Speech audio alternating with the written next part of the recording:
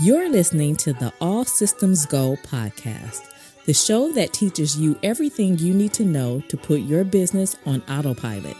Learn how to deploy automated marketing and sales systems in your business the right way with your host, the professor of automation himself and founder of Automation Bridge, Chris Davis.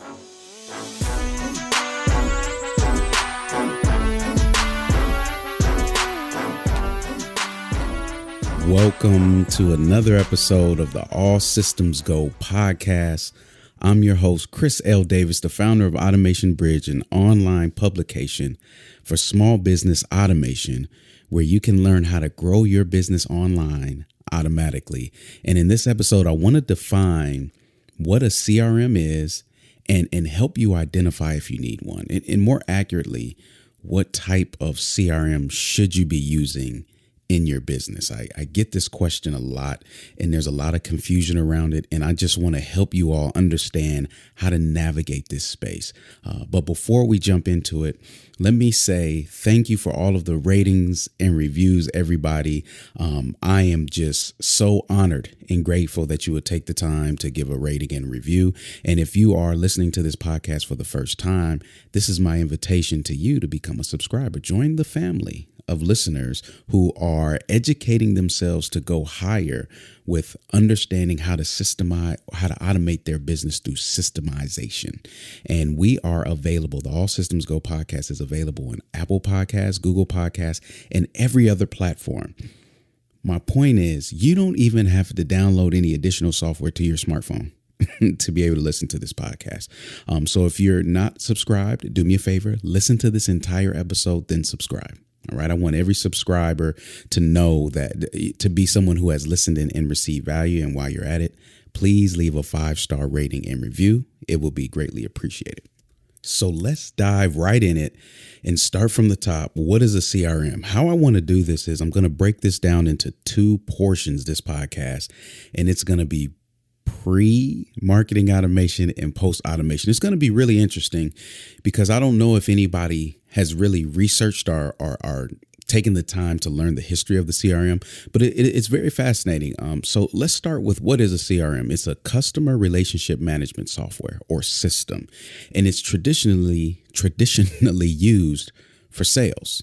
Okay, it was a means of executing the sales cycle more efficiently. And here's where the history comes in. Okay, if we think about traditionally, the primary purpose of the CRM was to house customer data. And these are actualized or potential customers. So people who have already given you money or who will give you money, because every salesperson knows and says, hey, man, when I say the more information you have about your prospect, the easier it is to close that deal. Right. If you're selling insurance and you know it's a mother of 3 who has a ailing husband whose health is ailing. Right. Like, that's gold for you. Not to say that you're going to, like manipulate them or whatever, but you just know how to position the value. Right. So when we think about it, this is how it's traditionally been used. How did we get here? And what I found, and I will post a link to one of the articles that pretty much summarize the entire history of the CRM. I'll post it in the show notes, but it dates back to the 1980s with a company called ACT. It's ACT with an exclamation mark, and it allowed for efficient storage and organization of contact information.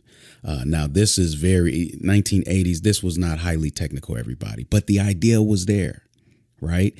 And that idea, that seed planted in 1980, we will start to see in the 90s as technology and other companies served as a catalyst when they saw this need. So what was interesting is, I date myself back, I'm an 80s baby, and I look at the 90s as my time of, I was in high school at that time. Was I in high school? Yeah, I was in high school at that time. Was just kind of learning the internet. That was back when dial-up was still thing, AOL, you kind of remembered even the modem, the sounds of the modem, So with that being said, I have kind of like a anchor for what was happening at this time. And at that same time, this is around the 90s as personal computing was starting to pick up.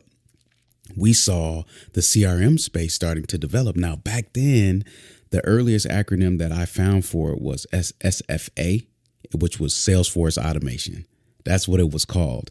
And in fact, in 1993, there was an attempt, because Oracle was leading in SFA, Salesforce Automation. There was an attempt to persuade the CEO, his name was Larry Ellison at the time, to say, hey, we need to offer this SFA as a standalone.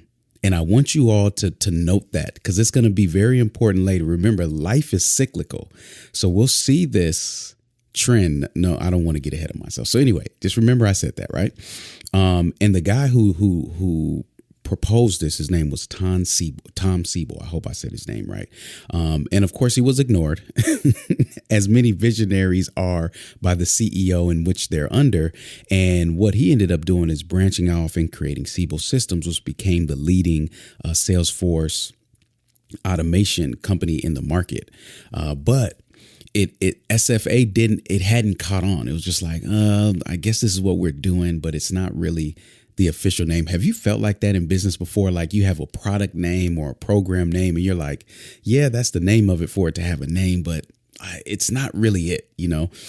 So what happened is there was a list of CRM acronyms, I should say, that started to arise. So one of them was ECM, which is Enterprise Customer Management. Another one was CIS, Customer Information System, which is I'm curious if they took that acronym and ran with it, because in college I studied Computer Information System. So that's interesting there. But by the end of 1995, CRM was established, and that was the beginning of the CRM, everybody. So 1995, just think, where were you at in 1995? What were you doing? The CRM was arising. It was arriving to the scene. And it just shows you this thing is not old.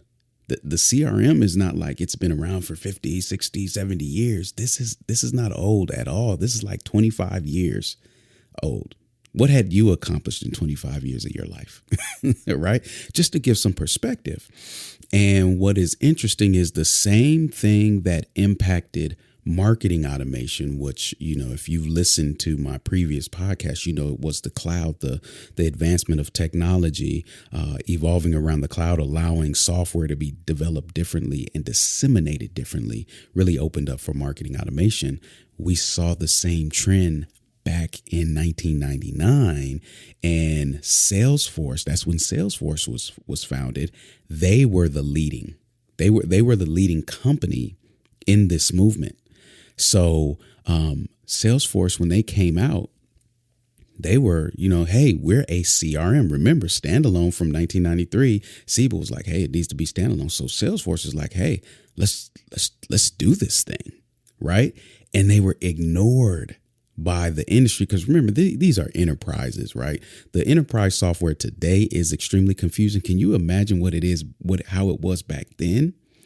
I mean, there was no space, no capacity, no willingness to learn a new tool. So I get why Salesforce was ignored. But end of the story, we see that Salesforce is practically the main force in CRM. And it's spanning. You're actually seeing Salesforce trying to make some efforts to come down market to the small business owner, but primarily what we see is Salesforce among enterprise tools. And again, since this was 1999, guess what Salesforce and all of these enterprise tools weren't thinking about? They weren't thinking about integration at all. Right. And this is why you're starting to see, if anybody's been in the Salesforce, Pardot ecosystem, and if you've done Adobe Cloud and Marketo, none of the tools really play well together. I mean, setting up the integration, I was a part of ActiveCampaign's original partnership with Salesforce, and getting Salesforce to talk to ActiveCampaign was absolute hell. I hated it. I really did. It reminded me of enterprise software. We get spoiled, everybody, with Zapier and one-click integrations, or at most copying the API key and the ID. Well, when you have to go into Salesforce and create these records and then create a sub account for it to match up, the closest thing that I could think of was when you use Kajabi, how Kajabi likes to integrate with your Stripe account at a sub account level. That was the closest, but even that I would prefer more than what it takes to integrate some of this enterprise software, because we're spoiled. Small business technology integrates very easily. But since it was an afterthought, these tools are truly legacy. The traditional enterprise CRMs, they're truly legacy. So now they're just bolting on solutions, which I feel like, I dare not say it has an expiration date, because the need for it outweighs the use, the UI, the user experience. So people are willing to learn Salesforce and this overcomplicated system and many other systems for the sake of keeping the sales rolling in. Hey, look, it is what it is, right? So anyways, that was pre-marketing automation. Okay. What marketing automation did when it came on the scene, and when I say marketing automation came on the scene, I would like to date back to 2001. Okay, 2001 was the first signs of marketing automation from Infusionsoft. Infusionsoft wasn't called Infusionsoft back then at the time. I can't remember what the Martinoff family was calling it back then, but they started to say, hey, look, there is a need for us to manage the sales cycle. I can't remember. I should have looked this up, but I think it was real estate that they were in. They were doing. It had their family had a service-based business. Okay, let me not say real estate because I don't know what it was. I can't remember. I remember talking to them when I got certified, but I just can't remember the story, and I don't feel like pausing this and researching. So just follow me. So what happened was they had a service-based business, and they were looking to automate the sales to help grow the business. I mean, this was a business in their garage, right? Small startup, there's no way you're going to purchase an overcomplicated and overpriced enterprise CRM. So thankful. We owe it, everybody, just so you know, to the Martinoff family to say, hey, look, how can we do this? How can we create more sales how can we streamline this sales process? So Infusionsoft started solving a sales need at a smaller scale. And that was the introduction to marketing automation. Because once you start thinking about automating the sales process, you're like, well, what about before the sales process? Can we automate marketing? Right? Again, an afterthought, right? It's not like Infusionsoft started off saying we want to automate marketing. So as they start to get more and more success with their technology, all of a sudden they're like, well, wait a minute. I think we can automate marketing and sales. And if we do them both within one platform, we've got something, right? So this served as a shift, everybody. Before marketing automation, customer information was only used for sales. That was it, right? Post-marketing automation, contact information was used for both marketing and sales. You could argue, one could make a strong argument that the shortcoming of the traditional CRM is that it lacked the information from marketing to help close the deal, to help close more deals. But right when I make that statement, let me come to their defense and say marketing hadn't evolved at that point.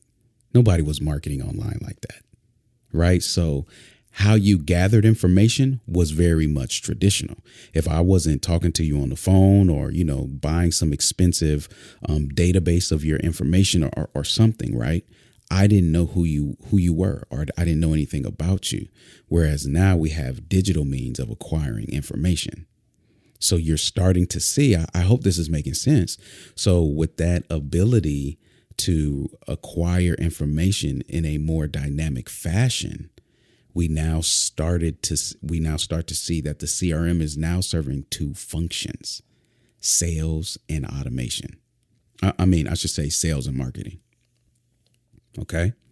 So that's what brings us to today. And this is going to be very interesting how I tie a bow on it on the end, everybody. And I believe everybody's going to be very clear on what a CRM is and if they need it or not. So for marketers, the CRM serves as sales preparation, right? The ability to qualify leads better. That's really what marketing automation is. A lot of people mix those terms, marketing automation and sales automation. I'll have a podcast episode later that defines the two. But yes, marketing automation is now taking the information earlier. It's gathering information earlier to help sales later. All right. So we're in this episode halfway in. And the question is, so do I need one? Chris, do I need a CRM? In one of your previous episodes, it sounded like you were saying you don't need one. Well, let me be very clear right now. Do you need a CRM? The simple answer is yes. Of course you do. Everybody needs a way to manage contact and customer information. Everyone. The more interesting question is, what type do you need? What type of CRM do you need? And it all depends on the type of business. So if we think of the two main business types, enterprise and small business, when I look at enterprise, listen, there is no way you're going to be an enterprise company without a traditional CRM. Give it up.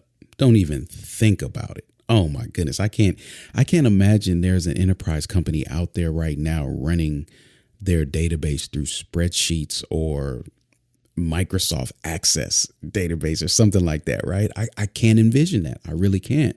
And hopefully you don't know anybody that's doing that. If so, you need to, hey, Automation Ambulance, call, help them.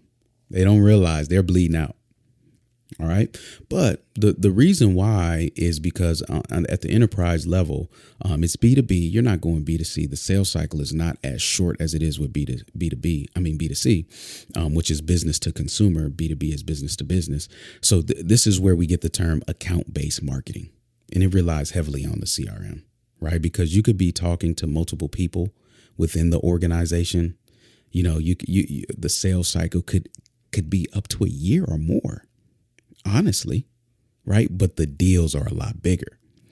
And this is where one of the core functionalities of the traditional CRM exists, where we don't see it. We don't see it as we go down market to small business, and it's relational records, right? Parent-child relationships.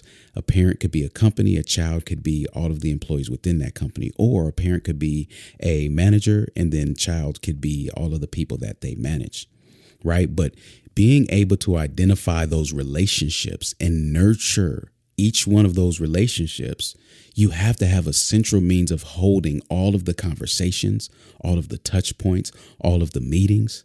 There's no way, right? You can call the manager and say, hey, look, I talked to Sarah on your team.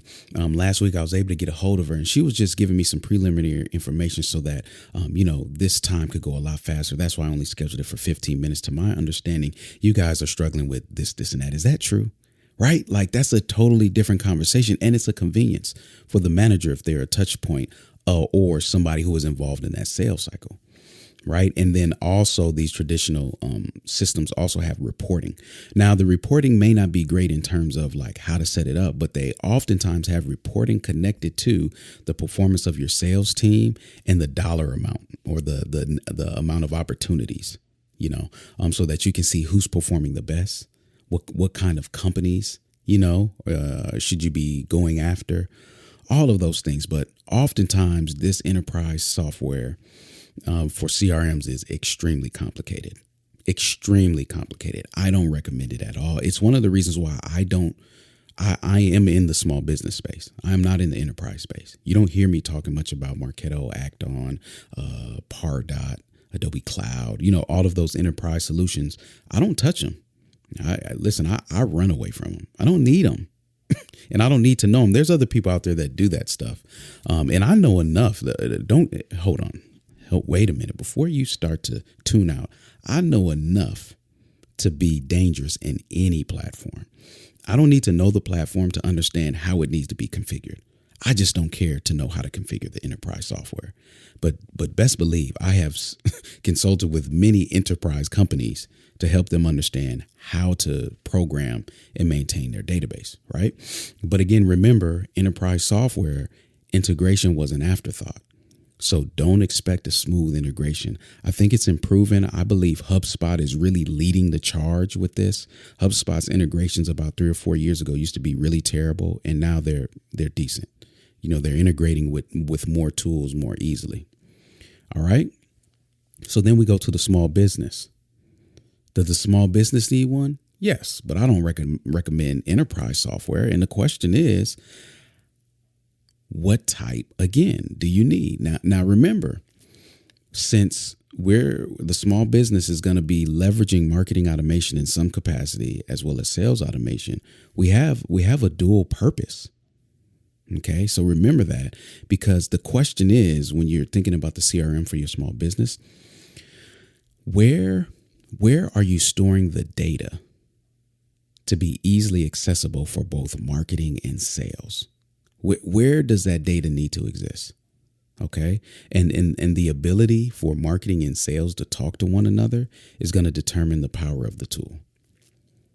Okay, it's one of the unique things that I would always talk about at the workshops that I ran for Active Campaign is how the sales side of the platform easily talks to the marketing side, and then the marketing side easily talks to the sales side. There was good synergy there. Many people didn't understand how to unlock it, and maybe there's something to be said about the user experience there. But once you got it, once you understood, when I would teach it, I would see the light bulbs click.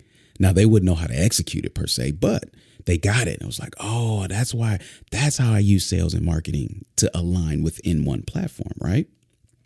But how you use automation is going to determine your CRM setup. And the way that I think about this is pre-sale and post-sale. It's just another way of saying marketing and sales, right? The heavier marketing will use the CRM. If you're a heavy marketing company, so more online based, definitely if you're an info marketer. But if the majority of your marketing takes place online or in the digital means, you're going to be using the CRM to house data via integration, right, to perform automated marketing. That's the function of the CRM for you. You're like 80% is going to be 80-20, right? 80% is of the CRM usage is going to be spent automated marketing. 20% is going to be used for sales, if any. You flip it. If you're heavier on the sales side, if you're a small business and you're really heavy on sales, you will find missing features in small business CRMs, and mainly the relational connections, right? The relational records. Okay, because most of the time for small business CRMs, they rely solely on the process, the sales process, right? But where traditional CRMs say, hey, look at these relationships within this process. That's where a lot of small business CRMs fall short. Okay, so what this does, this is so interesting, everybody. I knew this, but I haven't been able to put words to it until recently when I've been working with a few different companies. And the type is going to rely on your process and where you're storing the customer data, right? So we just talked about your process, whether you're heavy on marketing, heavy on sales, because where we're at right now, the state of the small business CRM is the dual CRM. There are so many businesses that I meet that have the need for a dual CRM, but they're trying to use the enterprise singular CRM approach. And to be honest, what platform that has a CRM would talk about a dual CRM, because it could potentially mean you won't be relying on them as much as they would like you to. But hey, listen, I am the blower of all whistles in the space of marketing automation, and we're going to keep everybody honest. The fact is, you will more than likely have a CRM for marketing and a CRM for sales, serving their respective purposes. And there's a good chance you already have that. I see this so commonly with service-based businesses. A lot of times, if you're a dentist or, a doctor of any capacity, maybe you're in real estate or, a CPA or a fitness trainer, they all have their proprietary systems, all of them. So what I've seen a lot of people struggle with is they, and an inexperienced consultant will come in and prescribe, hey, you need to be using Infusionsoft. Hey, you need to be using ActiveCampaign, without first understanding the setup. I would never take an established business that is running a proprietary CRM and migrate them to another a small business CRM. I would never do it. What I would do is say, okay, it looks like this is serving as your client CRM. What I want to introduce is a marketing CRM. Okay. And then there's ways to integrate at some point in your marketing to send them over to the customer CRM. It's the dual CRM approach. It's here to stay, everybody. You're just going to see more of it. If you haven't heard it verbalized, but you've been experiencing it, you're welcome for your sigh of relief. Hopefully the light bulb just clicked on for somebody. Okay. Because if you have a CRM dedicated for marketing, its purpose is to nurture leads and close more new customers. And then your CRM for sales is to nurture those customers and get them to repeat purchase, right? The function of them is different. And what I like about it, and this goes back to my Marketing Layer podcast, is that you can implement a marketing CRM without disrupting any of their legacy CRM functionality. Okay. But when you get to more traditional modeled businesses and service-based businesses, they're usually going to have their contact information stored in a system that doesn't play well with anything else. If you need to, though, more than likely a developer can build out webhooks. If you're trying to think, well, how do I get them from marketing to sales? And do I need to get sales back to marketing? I don't know. Sometimes you do. Sometimes people in your sales system need to go back in marketing to get newsletters or whatever. But I usually nurture those two differently. And I see it more so nurturing differently between sales and marketing leads, right? So when you think about this maybe will lead credence to you why I don't prescribe a CRM. I used to. Especially when I was at ActiveCampaign, it was like, hey, ActiveCampaign, just put it on everything. I stopped doing that. I stopped doing that because sometimes the team of the company, their team, it's more manual, and they can pick up and understand a tool like Airtable much easier than like me trying to come in and just throw a big CRM on them, right? Like, especially if they're more manual. I found a lot of success with Airtable, right? Like you can easily manage the database, and I found it as a good segue into a CRM. And then actually the usage of Airtable, it starts to define how the CRM needs to be configured. This all goes back to my approach of documentation before implementation in technology, right? I try to stay away from spreadsheets, everybody. For functionality purposes, Airtable just works a lot better. Again, in the show notes, if you've never heard of Airtable, I'll have a link to it. But it's a free software. But spreadsheets are good for reporting and like storing data for reporting purposes. I like to create dashboards off of that based on contact information. But I would never use it for like a database. Airtable is just much better than that. And it can serve as a pretty robust CRM for a lot of you. Everybody, just know I'm always nervous about technology. I don't trust it. I love it, but I don't trust it. So a lot of times I may have a marketing CRM and a backup version of it in Airtable or a spreadsheet, just because I just don't like all my data being in one place. Okay, I like the diversification of data, if that's a term. All right. So anyways, another reason why I stopped prescribing CRMs is because once I understand their model, they may be heavy on the sales side and not doing a lot of marketing yet. So in that event, they just need a sales CRM. And a lot of times it's easier for them to pick up a tool like Airtable or, spreadsheet or something like that than for me to introduce a new platform to their technology stack, since they're already slow at adopting technology as it is. Okay. So as a small business owner, you're going to need to define, where does my data, where do my customers, where do they exist? And where do my leads exist? Are they the same? Should they be the same? I can tell you there are a lot of businesses that I see that have one CRM with customer information and have another CRM with the same customer information, which is literally you paying twice for the same person. But a lot of people don't even realize it until I say, hey, listen, that's really two CRMs right there. Because they think a CRM has to be singular. Okay, it doesn't have to be. Don't let these platforms hold you hostage. Okay, so what could a CRM look like? We've already talked about a spreadsheet.